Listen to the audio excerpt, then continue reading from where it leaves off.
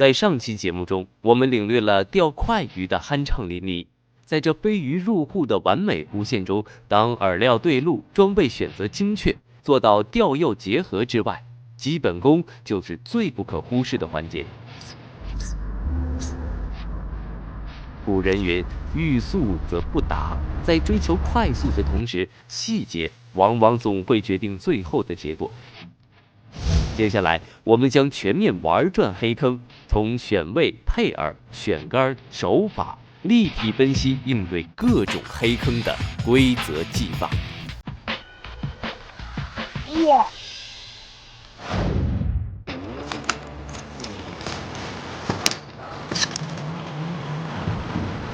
我叫小军，32岁，我的生活很简单，工作、接送孩子，但我几乎不会辅导孩子做功课。爸爸，这个植物怎么做？一个果园摘了125棵树的棵数比苹果树的4倍少20棵，园一共摘了多少棵果树？一是因为我不会，二是我有更重要的事情要做。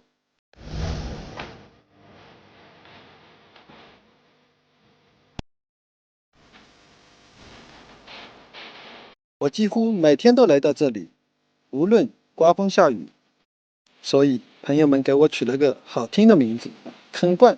老板，当然，这是因为我的拿的冠军多。1个月堂费要付了啊！这么久了。哦，老板，下次一定给你。只是我来这里的次数最多罢了。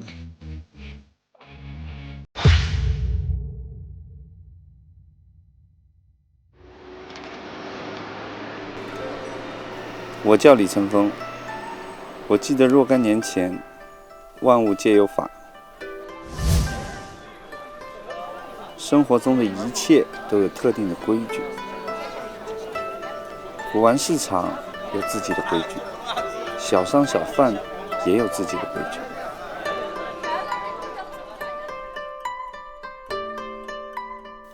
就连钓鱼时，无论是先来后到，或者是钓位之间的距离，都有自己不成文的规矩。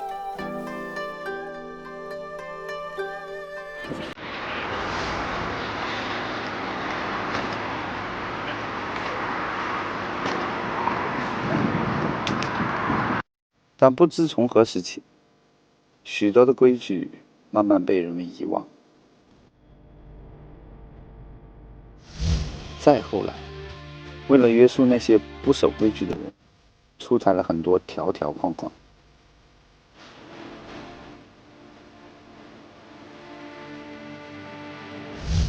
而我愿意守着那些老规矩，做我自己。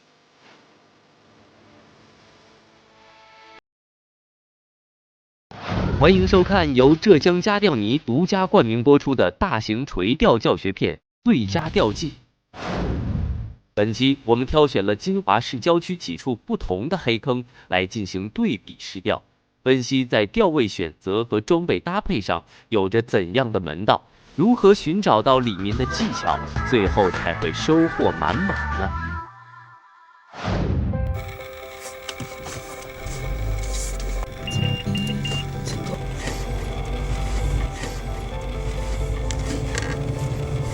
小军呢，我们是通过一次比赛认识了。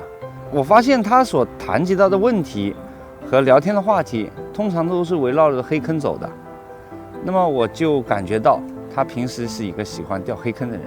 我们互相都抽了一个时间，约在一起去玩一玩这个黑坑。黑坑选位如行军打仗，占据了地利优势就已经成功了一半。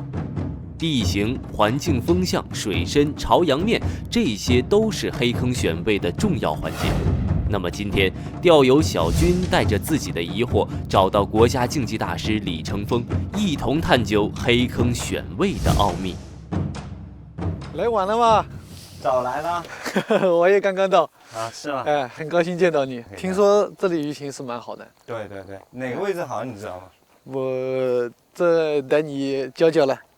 一般来说啊，这个黑坑啊，两头浅，哦中间这段深，靠着山坡那边呢更深。哦，这样的。啊，像这个季节天凉了以后啊，哎像不是正钓的时候，不是杀鱼的时候，哎，一般来说深的地方好。哦，要稍微深一点。对，那所以呢，在那边又深又朝阳的地方，鱼肯定待着舒服，安全感也好，对对。对吧？那我们今天就到那边去钓。对对对，那边试试吧。哎，好的。好。嗯。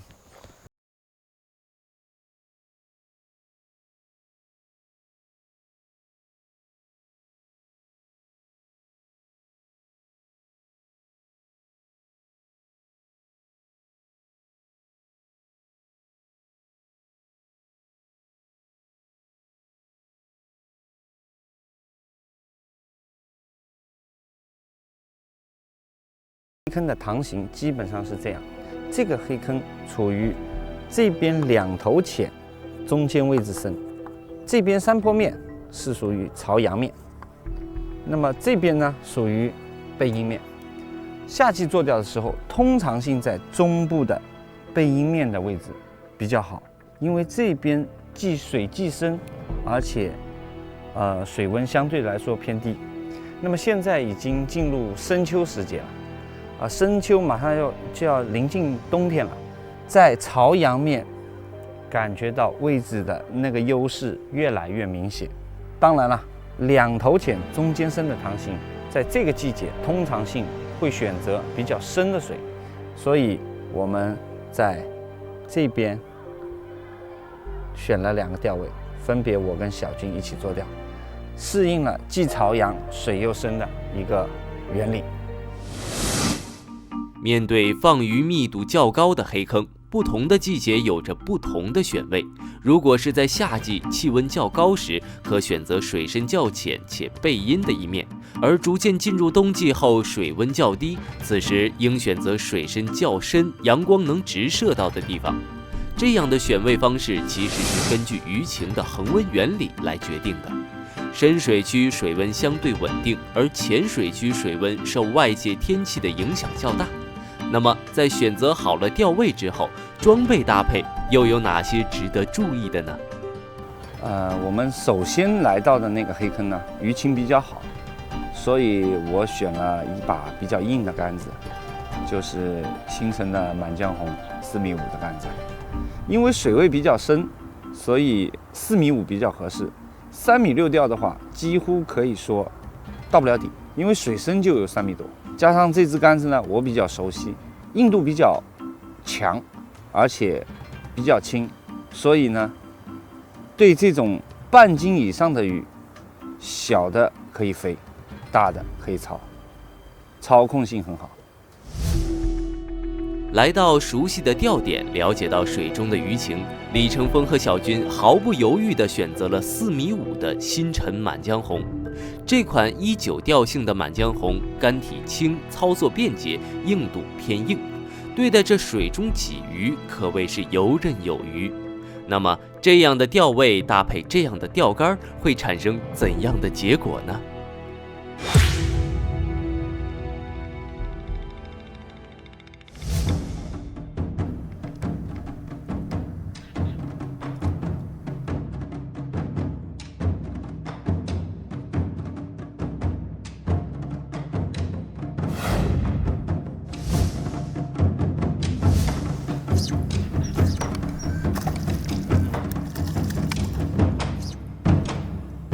哎呀！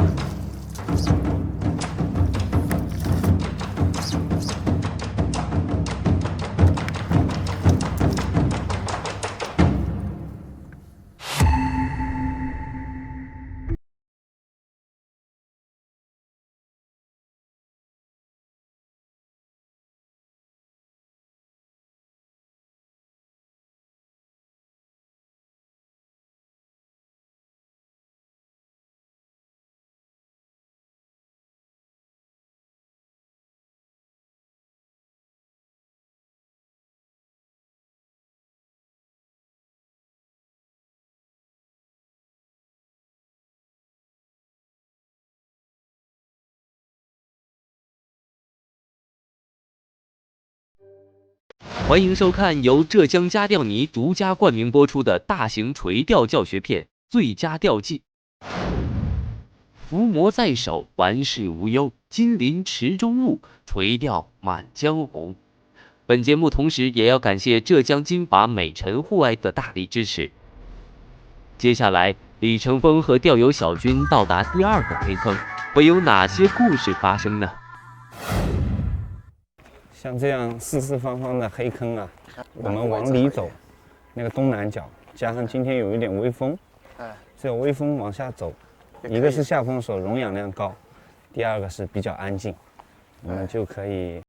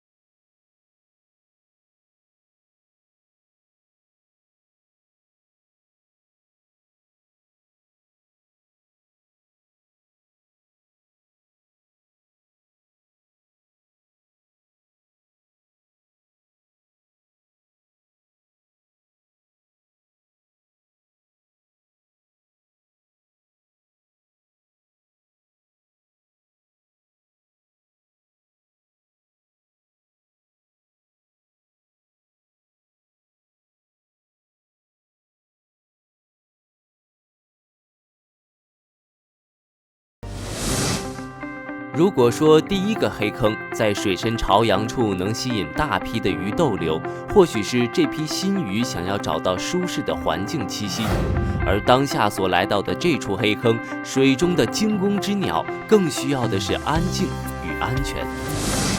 那么在这样的前提下，李成峰建议将钓位选择在黑坑的西南角，一是避开入口处的嘈杂声，二是因为西南角位于下风口，有足够的溶氧量，第三，与谚语中的方钓角正好相匹配。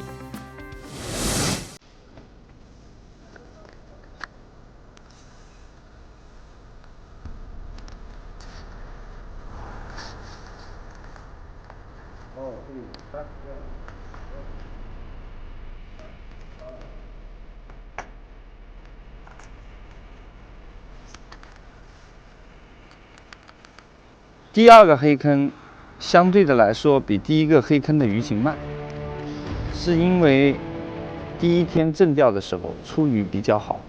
很简单，出鱼越好，留下的鱼越少，相对的来说密度比较低，上鱼自然就慢。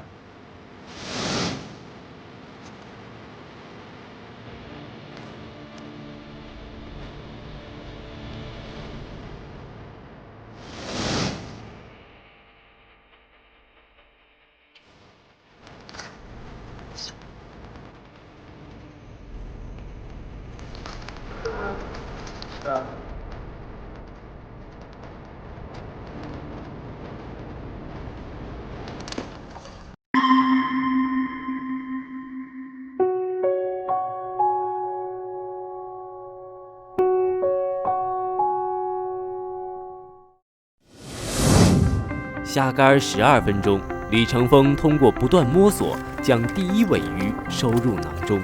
从等待的时间来看，相比第1个黑坑情况较为复杂，而在全场几乎停口的情况下，这边能够吸引到鱼儿的注意，便说明了对钓位的选择判断无误，只是在装备运用上与第1个黑坑有着天壤的差别。第2个黑坑，我选择了一款伏魔典藏版的4.5米，因为这支杆子较第1个黑坑所使用的满江红系列的杆子更软一些，相对来说，像这种略微软一点的杆子，针对这种比较慢的鱼情，针对用小钩细线搭配起来比较合理。欢迎收看由浙江家钓泥独家冠名播出的大型垂钓教学片《最佳钓技》。这个时候我们线组也用的精细一些，调钓也要用的合适，然后饵料的状态也很讲究。哇！俗话说得好，方钓脚，长钓腰，试一试。这个鱼感觉刺口好轻。是啊，因为鱼放下去正钓结束了以后，大部分的鱼已经被钓走了，那么留下的这批鱼呢，相对的来说密度大大的减低了，而且它的警惕感会更强一些，所以它不可能肆无忌惮的大口进食了。这个时候我们线组也用的精细一些，调钓也要用的合适，然后饵料的状态也很讲究。又上鱼了，哇，这个大了，这大鱼了，哇，哇，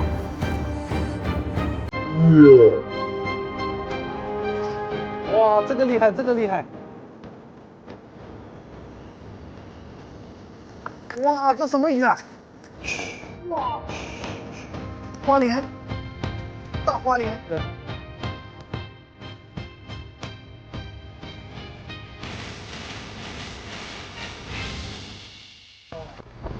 0.4的直线，厉害！你看0.4的直线能钓这么大的，1分钟。意想不到。鱼还没醒过来的时候已经入潮了。对呀、真的太想不到了。可以吧？钓到鱼了以后，肯定不能乱发力。对，先定住，慢慢的起出来，顺着不要出水，顺着它的劲儿走，把它牵过来，不要让它起兴了以后接牵过来。直线比较大。你看7、8斤，0.4，对，可以吧？厉害。哇！垂钓过程中突发的未知总会让人措手不及，而这种未知往往和我们不期而遇。面对受过惊吓的鱼，为了让它放松警惕，软竿配细线，钓位选择安静的下风口。但突如其来的大鱼，我们能做的或许更要淡定，配合细腻的遛鱼技巧，不慌不忙，耐心搏斗，一样能将其征服。欢迎收看由浙江家钓泥独家冠名播出的大型垂钓教学片《最佳钓技》。伏魔在手，玩世无忧，金鳞池中物，垂钓满江红。本节目同时也要感谢浙江金华美辰户外的大力支持。选位的奥秘就是在不同情况下能够通过观察和经验总结出不同的结果。我们尝试过方钓脚，为了进行对比，选择了一处长方形黑锋来验证长钓腰又有哪些注意事项呢？今天我们这个小黑坑是一个长条形的鱼塘，面积不大。对。那么我们在这之前呢，是一个大面积的方塘。俗话说得好，方钓脚，长钓腰。对。加上这边呢，又有根电话线。对，不方便操作，我们把它选在中部，试一试。好的。看操作起来也比较方便，对吧？就在中间吗？啊。好的。要不你就在这儿，我在你隔壁，好吧？好的。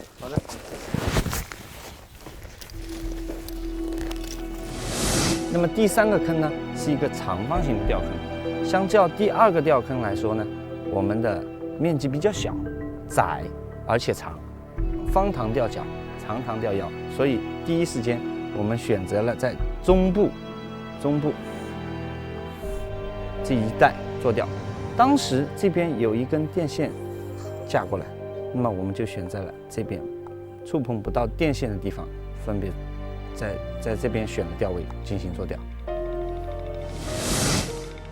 长钓腰其实就是拦截来回过路的鱼。当鱼成群抱团，水中只要溶氧量充足，那么鱼来回游动的过程中，就加大了发现中部钓饵的可能性。而做钓当天，面对只有2人的规则长方形黑坑，将目标鱼锁定为鲫鱼后，该如何选择钓竿呢？哎，小军，哎，你看今天这个黑坑面积也不大，是个小坑，我们就钓3.6米的吧。你好的用哪只？我看你之前用这个浮木黑坑用的蛮好，今天我用这只。好的，那我就这只换一，下好吧？那么第3个黑坑呢，因为鱼塘面积比较小的缘故，那么我们就用了3.6米的杆子做钓。我选择了我自己用的比较习惯的满江红，那小俊呢就选择了浮木。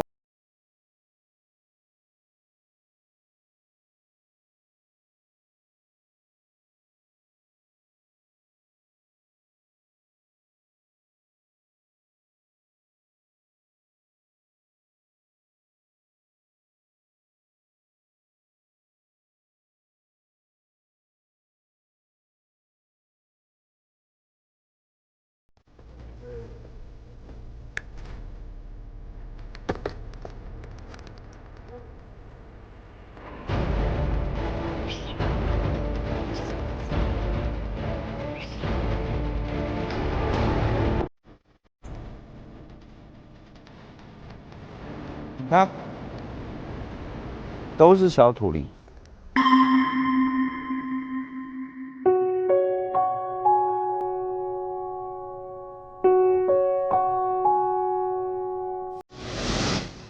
不断的拉饵抛竿，不断诱钓结合，始终没有看到鲫鱼出现。而在做钓过程中，发现土灵不断出现。那么面对这样的情况，李成峰与小军立马做出了改变。这个原先这边大鲫鱼应该是经过几次的开坑吧，已经不多了。那么现在这个本塘的小土林比较多。那么像钓这种小土林呢，其实跟我们竞技的时候钓小鲫鱼的那种频率节奏，包括抓口调钓都很接近，几乎类似。用这样的方法去钓呢，可以说命中率也特别的高。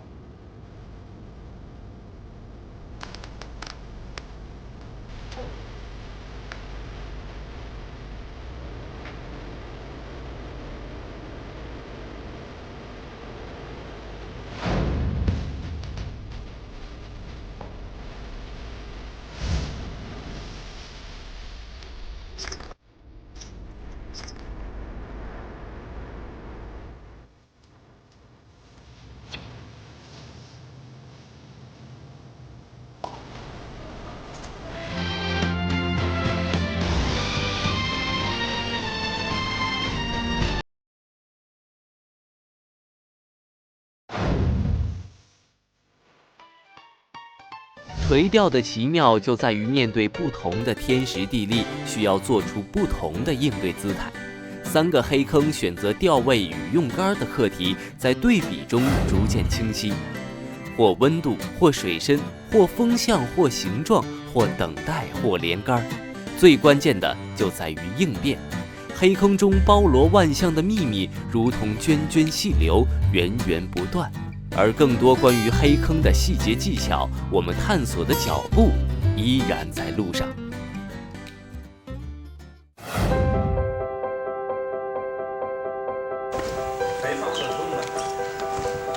自北少20棵，这个果园一共摘了多少棵果树？看他滑水。坐着不是都坐的。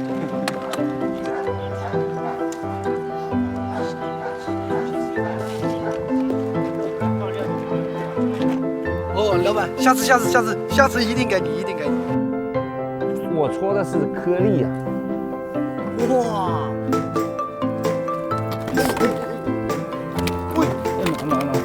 你看0.4的纸片能钓这么大的？ ，1分钟。